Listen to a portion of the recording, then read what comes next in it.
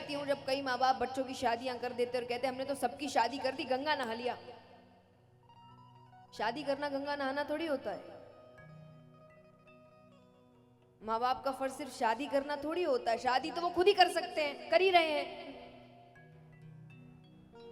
कर ही रहे हैं। तो ये सिर्फ माँ बाप का फर्ज थोड़ी है। माँ बाप का असली फर्ज है कि आप अपने बच्चों को इतना काबिल बनाइए, और काबिल हर रूप से, संस्कारों में काबिल बनाइए, भावनात्मक रूप से काबिल बनाइए, आध्यात्मिक रूप से काबिल बनाइए, शिक्षा में काबिल बनाइए, और धन के रूप में भी काबिल बनाइए कि वो अपने पैरों पर खड़े हो, खुद कमा सके, खुद अपना जीवन चला सके। तो हर रूप से कि आप अपने बच्चों को इतना काबिल बनाइए कि आपके जाने के बाद भी वो अपनी जिंदगी अच्छे से निकाल सके, उनको किसी की जरूरत ना हो। ये माँ बाप का फर्ज है। और जिस दिन आपने ये कर दिया, उस दिन हर माँ बाप ने गंगा नहा ली।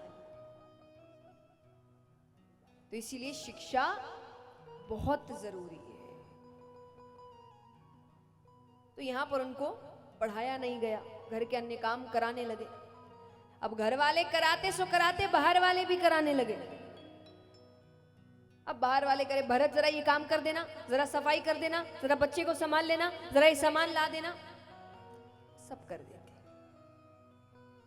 उनके इस भोलेपन को, उनकी इस सरलता को लोगों ने उनकी मूर्खता समझी। उनका नाम रख दिया जड़ भरत। जड़ माने मूर्ख, तो उनको सब बुलाने लगे जड़ भरत। अब यहां भाइयों ने सोचा कि हम तो काम कराते घर वाले हैं, बाहर वाले तो बिना पैसे दिए काम कराते। पत्नियों ने कहा एक काम करो, गांव के बाहर जो खेत है उसकी रखवाली के लिए भेज दो। अरे वहां ना रहने की जगह है, ना कोई खाने की व्यवस्था है, कौन रोज रोज भोजन पहुंचाएगा? एक दो दिन पहुंचाएंगे, बंद कर देंगे, अपने आप कुछ इंतजाम कर लेगा। ठीक है, उनको बड़े प्रेम से बुलाया गया। भरत, माता पिता तो रहे नहीं, अब घर के अन्य काम, परिवार के सब काम, माता पिता के सारे काम हमें तुम्हें ही देखने हैं। तो गांव के जो कार्य है वो तो हम देख लेते हैं, पर गांव के बाहर जो खेत है उसकी रखवाली कौन करे?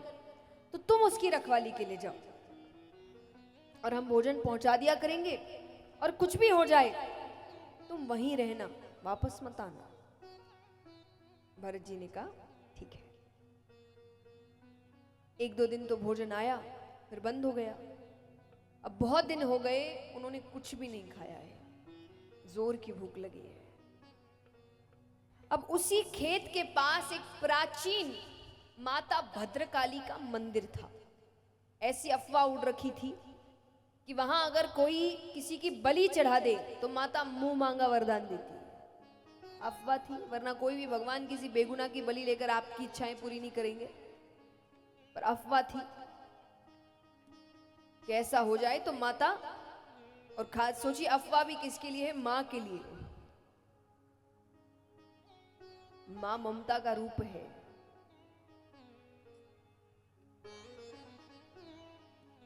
तो ऐसी अफवाह उड़ रखी थी।